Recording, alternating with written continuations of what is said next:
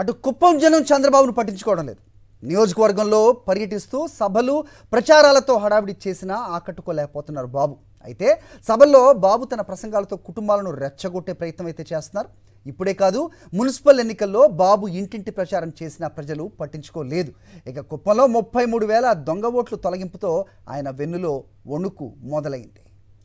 ఇదే అంశంపై మరిన్ని అప్డేట్స్ మా కరెస్పాండెంట్ మూర్తి ఇస్తారు. మూర్తి, కుప్పంలో ఒకవైపు జనాలు రావటం లేదన్న ఫ్రస్ట్రేషన్, అలాగే జనాలు పట్టించుకోవటం లేదన్నది కూడా చంద్రబాబులో తెలుస్తోంది అనేది వినపడుతోంది. ఏం జరుగుతోంది అక్కడ, అప్డేట్ చెప్పండి. హరి, విపక్ష నేత, తెలుగుదేశం పార్టీ అధినేత ప్రాతినిధ్యం వహిస్తున్నటువంటి కుప్పం నియోజకవర్గంలో ఆయన కోటకు బీటలు వారుతున్నాయనేది సుస్పష్టంగా తెలుస్తూ ఉంది. ప్రధానంగా ఎన్నికలు ఎప్పుడు వచ్చినా ఆయన కుప్పం నియోజకవర్గం వైపు కన్నెత్తి చూసేటువంటి పరిస్థితి ఏనాడు లేదు. కానీ ఈసారి తలక్రిందులయ్యేటువంటి పరిస్థితులు ఉన్న నేపథ్యంలో క్షేత్రస్థాయిలో తన యొక్క ప్రచారాన్ని ముమ్మరం చేస్తూ ఉన్నారు విపక్ష నేత చంద్రబాబు నాయుడు. గత 35 ఏళ్లుగా కుప్పం ఎమ్మెల్యేగా, 14 ఏళ్ళు ముఖ్యమంత్రిగా పనిచేసినటువంటి చంద్రబాబు నాయుడు కుప్పం అభివృద్ధికి చేసింది శూన్యమనే చెప్పాలి. ఈ నేపథ్యంలోనే 2019 ఎన్నికల తర్వాత రాష్ట్ర ముఖ్యమంత్రి వైఎస్ జగన్మోహన్ రెడ్డి అధికారంలోకి వచ్చిన తర్వాత కుప్పం పైన ప్రత్యేకమైనటువంటి దృష్టి కేంద్రీకరించారు.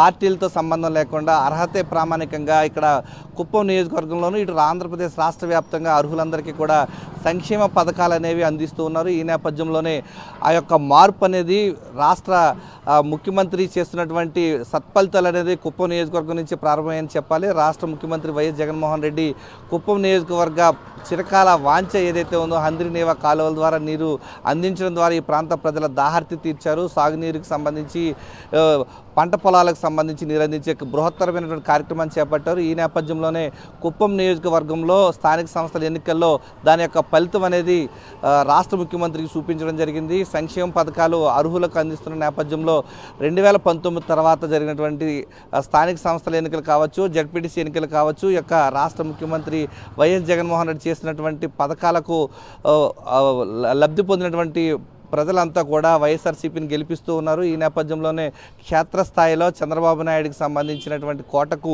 బీటలు వారుతూ ఉన్నాయి. కుప్పం మున్సిపల్ ఎన్నికల్లో వీధి తిరిగినా కూడా చంద్రబాబు నాయుడు ఓటు వేయాలి, టీడీపీకి ఓటు వేయాలి, గెలిపించాలని చెప్పినా కూడా ప్రజలు పట్టించుకున్నటువంటి పరిస్థితి కనిపిస్తుంది. ఈ నేపథ్యంలోనే ఎన్నికలు సమీపిస్తున్న వేళ చంద్రబాబు నాయుడు కుప్పం నియోజకవర్గంలో తన యొక్క పాత పందాను పక్కన పెట్టి కుప్పం నియోజకవర్గంలో పర్యటిస్తూ తనకు ఓటు వేయాలి, మరొకసారి అవకాశం కల్పించాలని చెప్తున్నారు. కానీ క్షేత్రస్థాయిలో ప్రజలు మాత్రం పట్టించుకునేటువంటి పరిస్థితి లేకుండా పోతుంది. రైట్, ఈ వయసులో అయినా సినిమా డైలాగుల్ని వెళ్ళవేస్తున్నట్టుగా తెలుస్తోంది. అటు భరత్ అని నేను అవ్వచ్చు, లేకపోతే మిగతా RRR డైలాగ్స్ని చెబుతున్నారు. అయితే మక్కెలు కొట్టిస్తాము, పోలీసులను కూడా లెక్క చేయకండి, ఇంట్లో కూర్చోండి, బయటికి రండి అంటూ రెచ్చగొట్టే వ్యాఖ్యలు చేస్తున్నారని కూడా తెలుస్తోంది. ఏ రకంగా చూడాలి? ఫ్రస్ట్రేషన్ పీక్స్కి వెళ్ళింది అనుకోవచ్చా? అంటే చంద్రబాబు నాయుడు క్షేత్రస్థాయిలో ఏదైతే కుప్పంలో బహిరంగ సభ పెట్టినప్పటికీ కూడా టీడీపీ క్యాడర్ పట్టించుకునేటువంటి పరిస్థితి లేదు.